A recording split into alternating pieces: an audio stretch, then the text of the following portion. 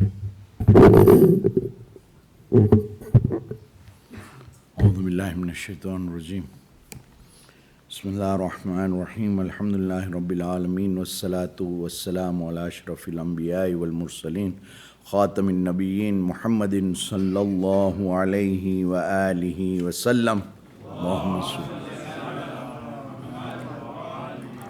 والصلاة والسلام على أهل بيته الطيبين الطاهرين المعصومين المظلومين واللعن الله على أعدائهم أجمعين. قال الله سبحانه وتعالى في كتابه المجيد وفرقانه الحميد بسم الله الرحمن الرحيم إن ناشئة الليل هي أشد وطئا وأقوم قيلا إن لك في النهار سبحا طويلا واذكر اسم ربك وتبتل إليه تبتيلا رب المشرق والمغرب لا إله إلا هو فاتخذه وكيلا واصبر على ما يقولون واهجرهم هجرا جميلا آمنا بالله وصدق الله العلي العظيم.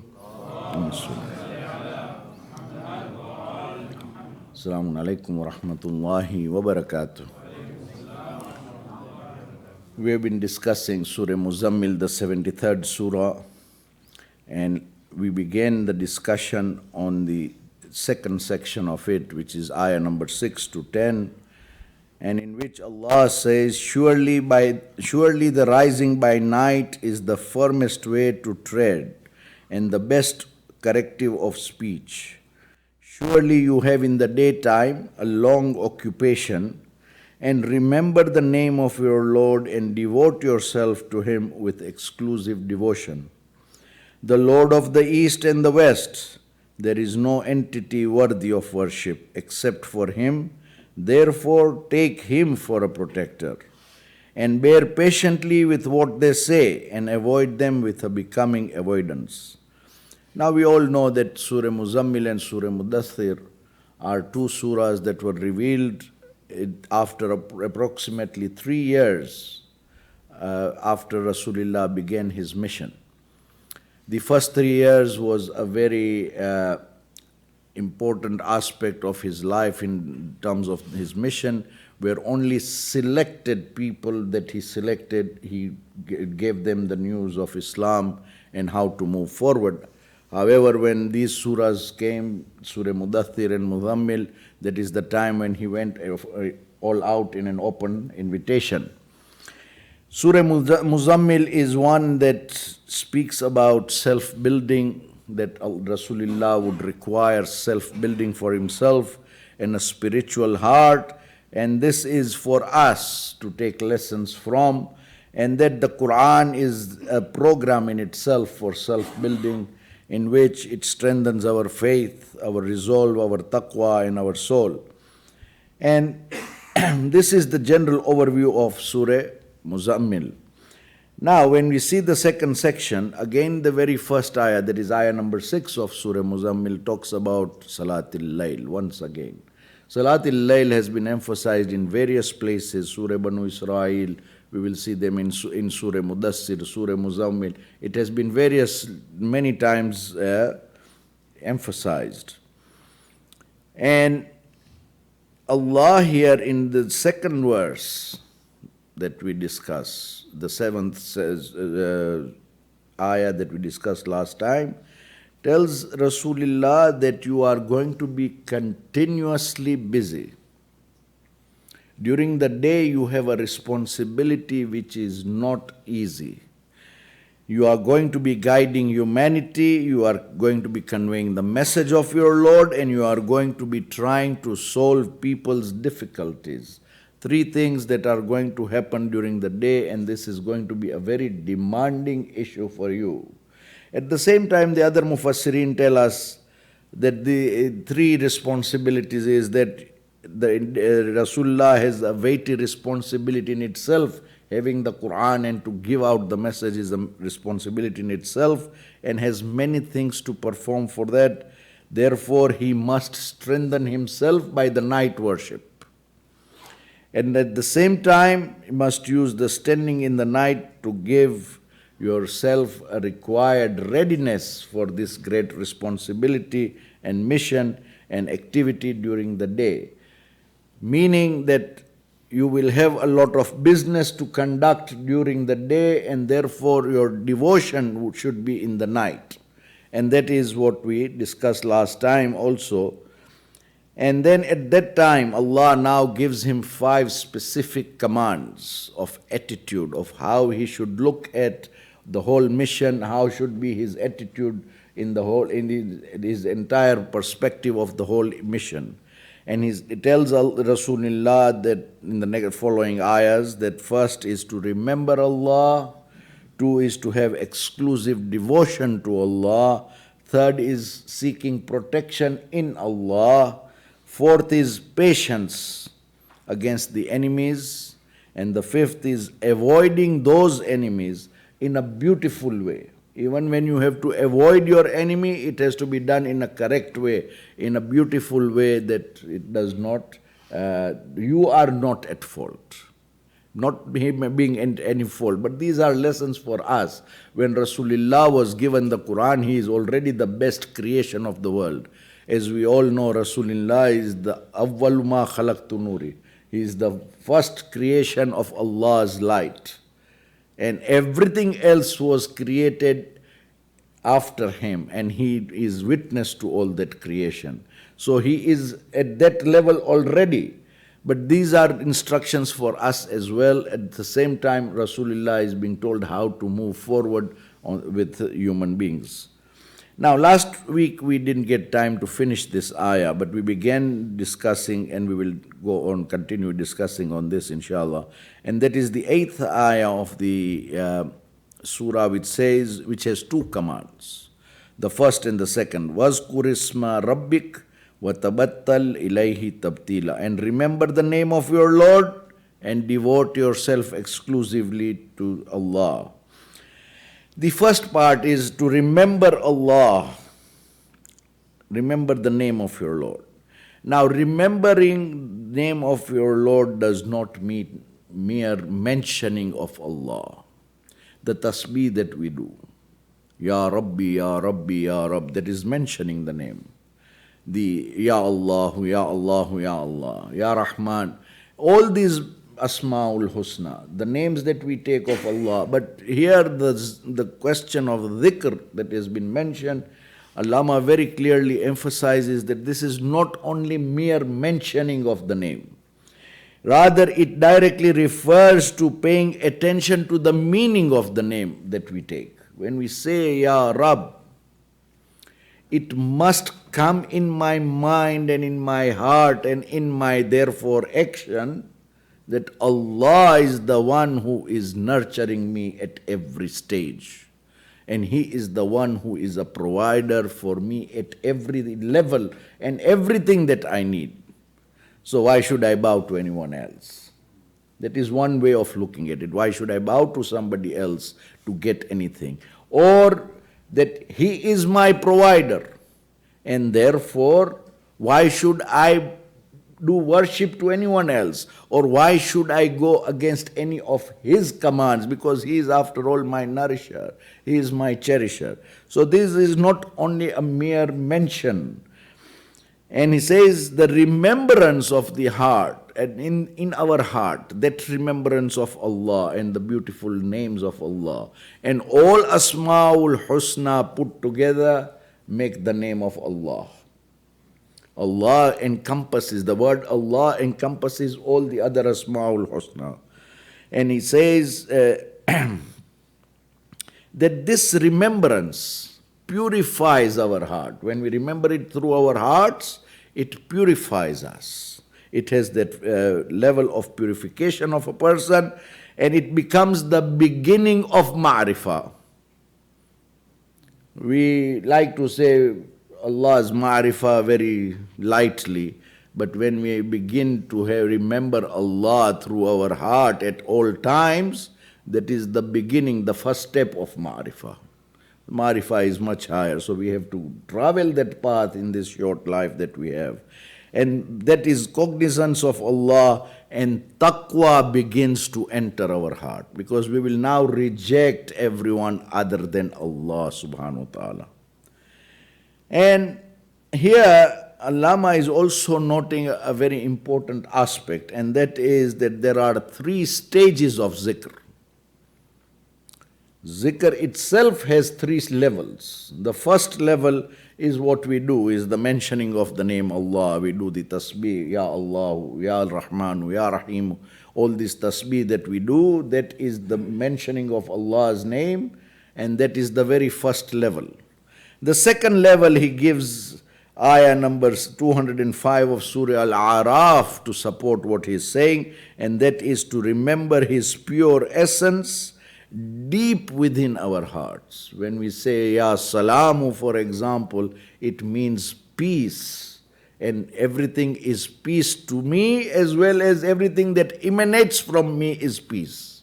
I will not hurt anyone, except if Allah's requirement is that I fight him.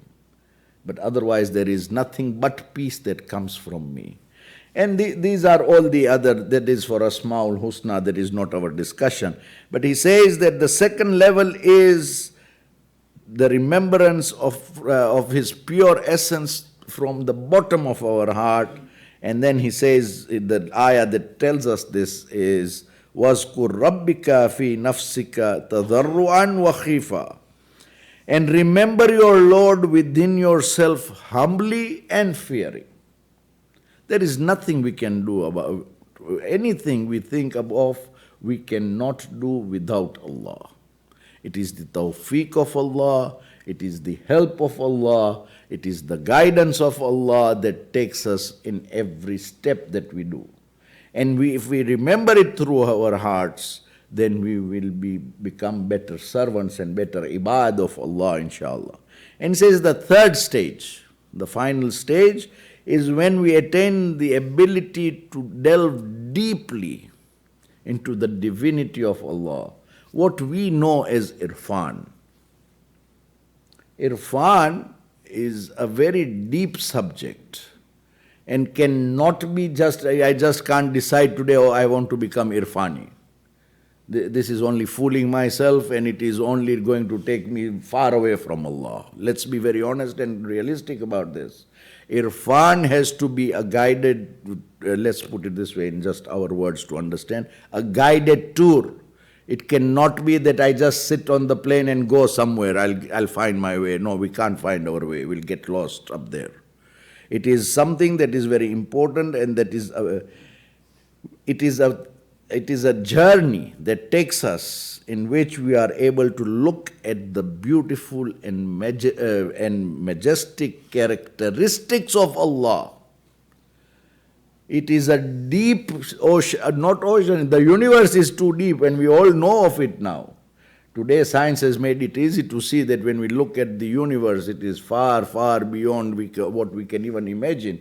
Every day or every 6 months we are told there is a new section that has been found because there are better telescopes now, and etc., etc. But that is not the issue, that is still physical. The spiritual part of it is to travel through all that universe towards Allah subhanahu wa ta'ala, and to look at His beautiful and majestic characteristics, which are all combined in the name of Allah. And then he tells us about this ayah of Surah Al-Ahzab that we recite so easily. Ya ayyuhalladhina amanu zkurullaha dhikran kathira. That dhikran kathira, the remembrance, continuous and always frequent remembrance, is a stage far higher that we need to reach. However, it is not something that you can jump to. It has to travel step by step, because somebody who is in, for example, a nursery level cannot be given university education. He has to travel through the stages to reach university before he can become even a PhD. We cannot say a 10-year-old is a PhD. One in a billion maybe, but that is something which is a gift of Allah subhanahu wa ta'ala to prove something maybe. That is not a normal thing. Normal human beings have to travel a journey, and we all have to do that. Sallu ala Muhammad wa ali Muhammad. And he says that that journey itself will take us to and reach us to the pinnacle of perfection. It will take us to perfection, because that is where perfection is. And we will see that all these Irfanis, whether it is the Sufis or the Irfanis or whatever name they give themselves, when you look at them and you look at their way of movement, you will see that they will all tell you that we reach Ali ibn Abi Talib salawatullahi wa salamu alayk. Because he was that perfect being. And when Rasulullah tells us, for example, that, oh Ali, none can know you except Allah and me, none can know Allah except you and me, and none can know me except Allah and you. Rasulullah is telling us that do not bring down the level of Ali. Ali is such that to know him is impossible. Only you have to be at the level of Rasulullah to know him. You can't know Ali actually. You can see his physical characteristics and what he has done in his physical life. But to know Ali beyond that, only it is only Allah and Rasulullah. Sallu ala Muhammad wa ali Muhammad.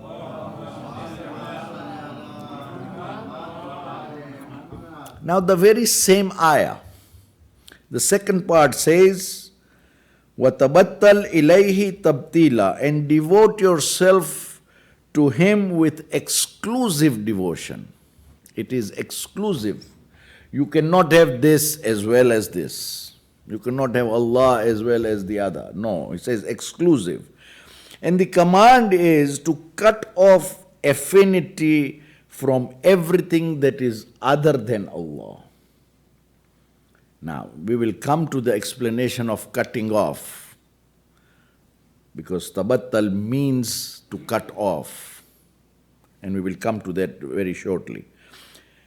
But this is also not something that one can accomplish on his own. There are two major things. One is the person himself takes a struggle and endeavor from the servant and his taqwa towards Allah, and on the other hand, it is the tawfiq of Allah that comes with it. It cannot be done just like that. I can be traveling, because you see, we are many times, and I don't want to instigate a discussion on this at this time, that, oh, we can reach Allah from any level and any angle and all that circle and point and all that. That is something that is not what it is. Allah very clearly tells us that exclusive devotion comes only through a certain path, the path of those upon whom He has sent blessings that we recite in Surah Al-Hamd. And we have to take that path. And then Allama explains that the word tabattal comes from the word batala, which means to cut off. And that is why Janabe Maryam, mother of Isa, is called Batul, because she never chose a husband for herself and cut off everything. However, it should not stop here, because Fatimatu Zahra salawatullahi wa salamu alayha is Batul also, and she is above all women, including Janabe Maryam. She is a leader of Janabe Maryam as well. So now we see that Fatimatu Zahra married. She even had children, she had a family, whilst Janabe Maryam did not have any, and yet she was Batul and she was Batul. So what is it that is the cutoff?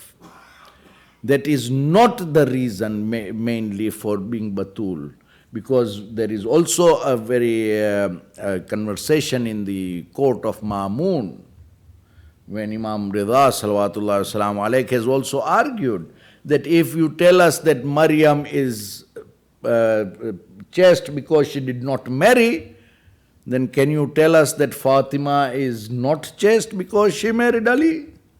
Marriage is not being unchaste. And that is what the whole point is here, that what it means is her righteous actions and cognizance was much better than all of them, Fatima's.